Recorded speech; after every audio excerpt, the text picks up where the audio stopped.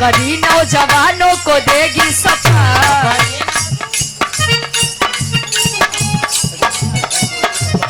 आदरणीय आप परम आदरणीय परम सम्मानित उत्तर प्रदेश के आप पूर्व मुख्यमंत्री जी आप अखिलेश यादव जी, पीडीए का मतलब यह नहीं है कि बस दलित समाज से जो पीड़ित है वही पीडीए में सम्मिलित होगा।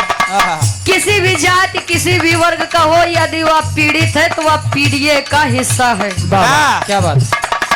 बाबा लोग जानते हैं कि मंदिर के घंटा बजाए कुछ मिले वाला नहीं है।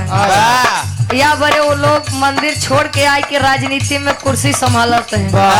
अजय पढ़े लिखे वो चंदन तिलक लगाए के हर हर महादेव घर घर महादेव कई दिन में हरे हरे राती की घरे घरे सुधर जा भैया हरे कहे।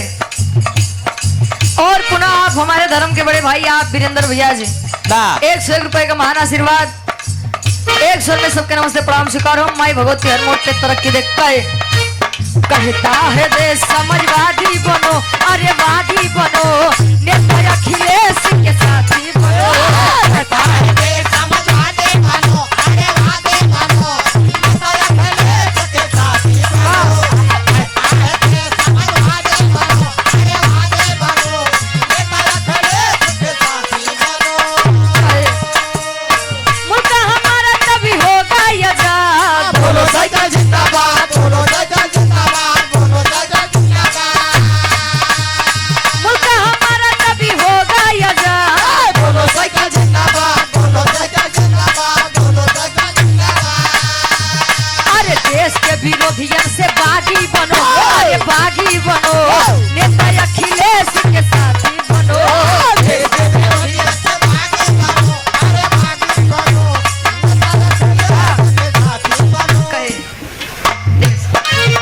अरे देश के विरोधियों से बागी बनो अरे बागी बनो नेता अखिलेश के साथी बनो।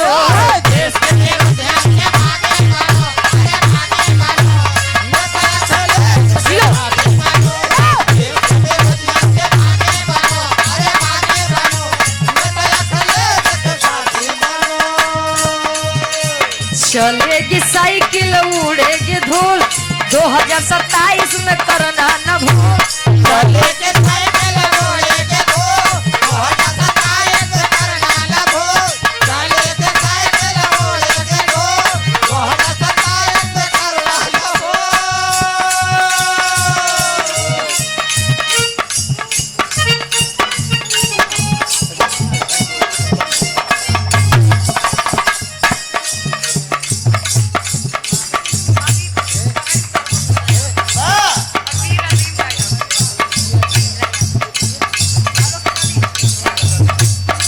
माई पार बचा रहे हैं